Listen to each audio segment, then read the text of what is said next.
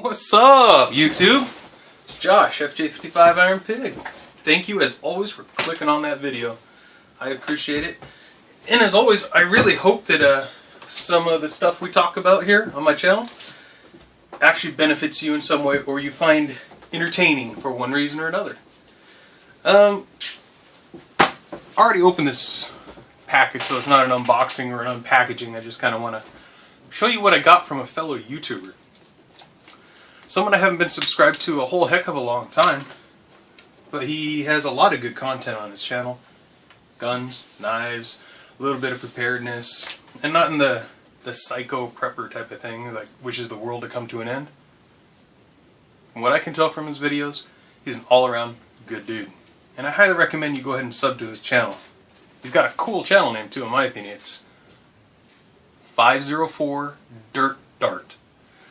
So if you want to search for it, enter 504 space dirt, D-I-R-T, space dart, D-A-R-T, 504 Dirt Dart. He does this pretty cool thing, which I'm really surprised no one else thought of this. It's one of those ideas that, man, that's so simple. Why didn't I think of that? Every Friday, on his channel, he posts a video of what's going on in the gun community on YouTube. And it's not just the big dudes, like Nut and Fancy and E-Boner and Pete over at the Armory channel. No, lots of people he covers, which is really cool. I'm not shamelessly sponsoring him or anything like that, or I'm not on there myself. I'm just a little small fry, but he has really cool things. He talks about people who got new firearms, what it is, people who got new modifications for their firearms as well. Check it out. It's a really good channel. But the reason why I have this package sitting in front of you, and by the way, Mr. 504 Dirt Dart, very cool guy, extremely generous, completely unnecessary what you did, in a good way. I think it was 3, maybe 4 videos ago?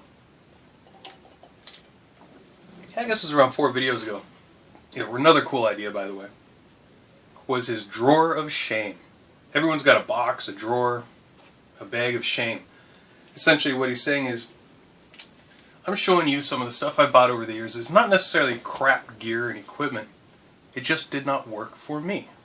And he had several things in this cool looking drawer. Some of the things were actually pretty cool looking, but they just didn't work for me. And I'm going to do a video for that as well, on my own drawer of shame, which is an awesome idea, by the way. Very cool. One of the things he had in the drawer was this. And as soon as I watched this video, I was like, man, this is something I've been wanting for a while, and I always forget to buy it, or I have money, but it has to go somewhere else. I'm not a big old fat cat living high on the hog here. So I sent him a message right there. I guess it was more of a comment on his video right there. I asked him, would you be interested in selling that knife? This knife right here is the TDI, made by Bar. And he said, go ahead and send me your mailing address. So I sent him my mailing address. By the way, hook up with him on Facebook as well. So I shoot him my mailing address, and before I know it, he says, it should be there on Monday. This was, I believe, on Friday or Saturday, he tells me this. And he gives me a confirmation number through United States Postal Service. I was fully expecting to have to pay for this right up front, Go ahead and give him, I think it's around $60, $70 depending where you go. So it's not a cheap knife by any means. And it's just something he wasn't using anymore, so I imagine he's just paying it forward. So, without further ado, let's open it up. If you're unfamiliar with the TDI series by Bar, it's a knife produced by Bar in collaboration with Tactical Defense Institute. They're an institute that does, as far to my knowledge, only does defensive knife skills, which is pretty cool. They've been around for quite a while. They're out of Ohio. And they got some pretty cool videos out there, actually specifically about this knife. They're using it on a deer carcass, a spoiled deer carcass. It gone rancid, basically. Can't eat. But when I got this package, I was only expecting this right here, which I'll show you that in a minute. But I got everything the knife came with. I got the bubble wrap, even the cardboard blade guard, the warranty information, how to use it, the sheath. Included with it are the nylon, that Cordura style nylon Velcro straps that you can attach on there if you prefer that style, which I'll probably try out. 2 of those of course, all the hardware for it, additional screws, they're Chicago screws, and I think it's like a star, yeah, whatever, it's a specialized tip, but it comes with it. More knife manufacturers need to do that. As well, probably not showing up on camera, these little rubber donut O-rings, little crush rings. The whole kit and caboodle came with it. I was not expecting that, to be honest with you. So, again, thank you so much, 504 Dirt Art. That means a lot.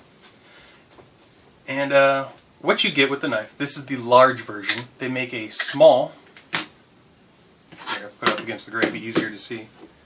They make a smaller one. It's only about like 2 1/4 inches, somewhere around like that. I believe this is 3.5 inches long. Let's see. Where's my inch? I never use this board, so bear with me. So you got 1, 2, 3. It's about 3 3/4 inches long, which, depending on your locale, this may be illegal for you to have on you. Here in the great state of Arkansas, while it has many problems and issues like any other state, it has one of the most lax laws when it comes to knives. Almost every single type of knife is legal to carry on your body. Yes, that includes gravity, auto, and balisongs. And that was just here recently. Including length. You can carry any length of knife you want on your body as long as you do not have it with you with the intent to commit a crime unlawfully. Basically, if you're carrying it to do bad stuff, not only going to get in trouble for whatever you did, you're going to get in trouble for having a weapon with you too, which should be that way anyway. Same with firearms. It should be that way.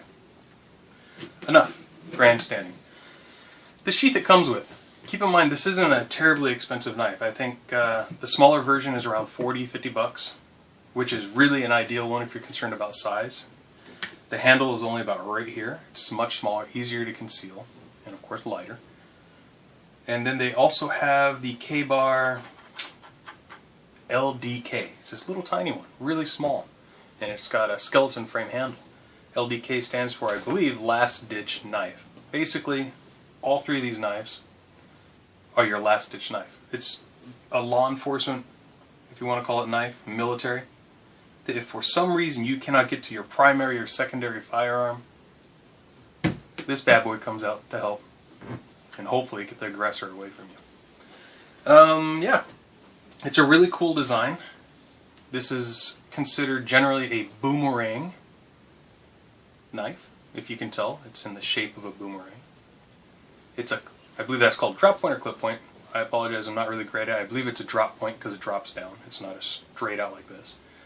It's kind of karambit-ish, but not completely. If it was more karambit style, it'd be hooked more, to where you can actually use it to hook into bone and ligaments and sockets and all sorts of cool stuff like that. The handle is, I don't believe it's actual Zytel. Zytel is a brand name. It's just glass reinforced, or sorry, nylon reinforced glass. The coating on it is not butt smooth, it's kind of rough texture, which is kind of cool. The jimping on it, you have jimping on the handle as well as into the blade. The blade is full tang, which means it goes through the entire knife, including the handle. That makes it much smaller, much stronger. The blade thickness, seriously, that is a brutally thick blade. You're looking at pretty dang close to a 1/4 inch on thickness, a little shy less, I believe.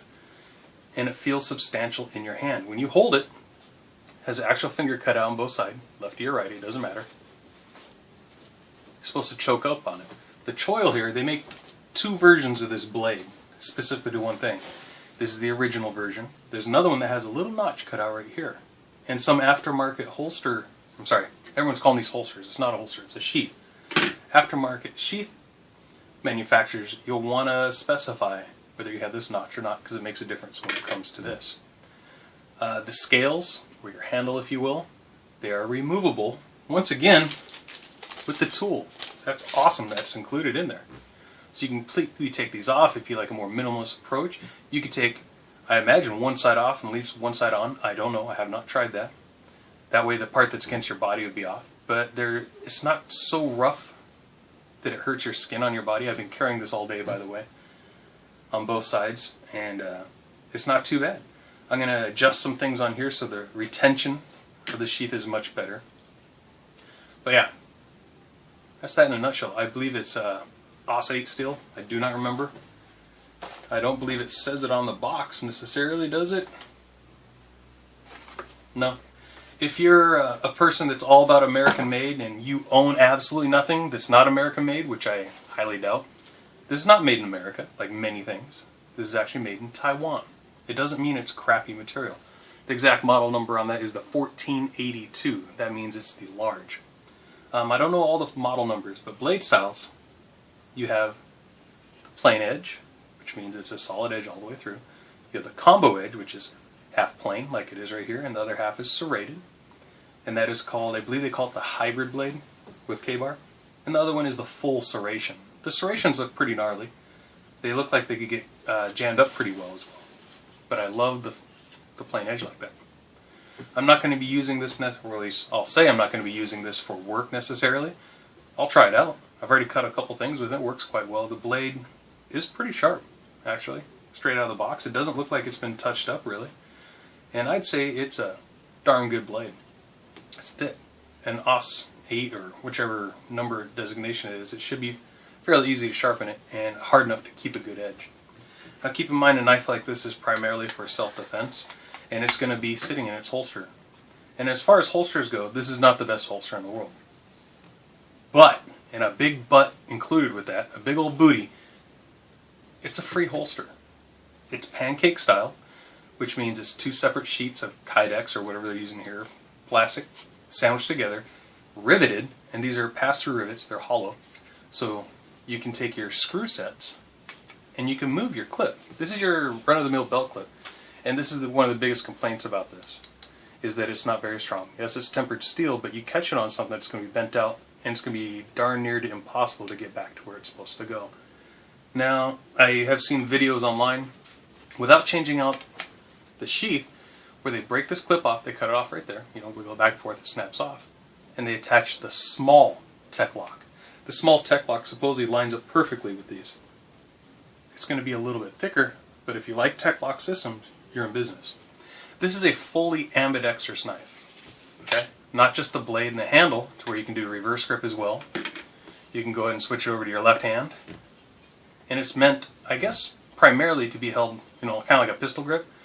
So if you do not have a lot of knife skills yourself, you can use this to punch with. And in your natural punch, you're going to slice and you're going to stab. And remember, if you're using a knife for self-defense and you're practicing, keep your elbows down. Do not have your elbows way up. It exposes all these arteries inside here to attack. Plus, when you put your arm up, it's a weaker spot on your shoulder and you're not as strong. This knife is meant for stabbing, for slicing, and what's called coring. So you stab in and you twist. It's really devastating. That's what this blade is designed for. Back to the holster. As it sits right now, it doesn't have really great retention. It is a up or down only. As it is right now with this holster, I would not carry it down because it would not take much to bump it out. You can adjust the retention on here by tightening these screws for the clip. Or, if you're using these, tightening the screws that hold these down. It's already pre-eyeleted, if that's even a word. You can also move this whole clip up to here. If you move it up one more, it's about 3/4 of an inch or so. And that's going to mean that the ride height, this is your belt, is going to drop to about here. So it's going to be even more concealed. They do make aftermarkets. NSR.com, or is it NSRtactical.com? They make one, but it's like $40, $50 for this model, for the large. It's only around $20 for the small if you have it. Another great manufacturer is Philly EDC. He's on YouTube. He does awesome work with guns and knives. He makes one specifically for these as well. These are like 40 or 50 bucks also. The nice thing is you can carry it horizontally against your belt line like this. Watch James Yeager's video. He has one on here, and I believe it's NSR Tacticals. What's up, Gemma Dog? She's saying hi.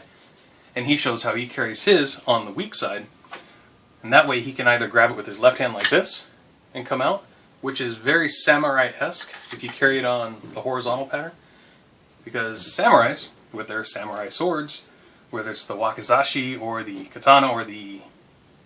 I forgot what the really big one's called. I apologize.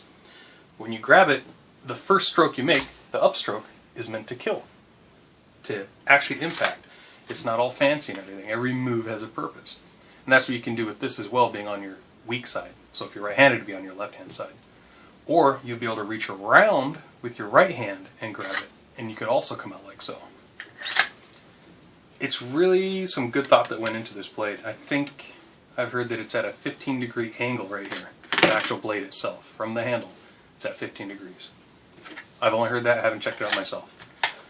But yeah, there's a lot of, not a lot, but there's several options out there for this blade. It has a really big cult following. You're going to find online some cop forums and other people who don't know what they're talking about necessarily, that this knife is going to get you killed. Police officers generally wear this in between their body and their magazines for their pistol. And you'll see a handle, you'll see cops wearing these. But there's people out there saying, oh, it doesn't have that great a retention so someone could take it from you and stab you. Well, they can do that with your firearm. They could do that with your baton. They could do that with your pocket knife. They could do that with your arm, wrap around behind you and choke you out and not let go. You're going to die. It's a defensive tool. Every tool has a weakness. Every tool has a strength. Another thing, if you carry around a folding knife, like this is the one I carry all the time, and I use it for work all the time, the Enron My 803, it's a folding knife. Any folding knife, regardless of how much you spend on it and how much you practice and train with it, will be slower to open and get into action than this will.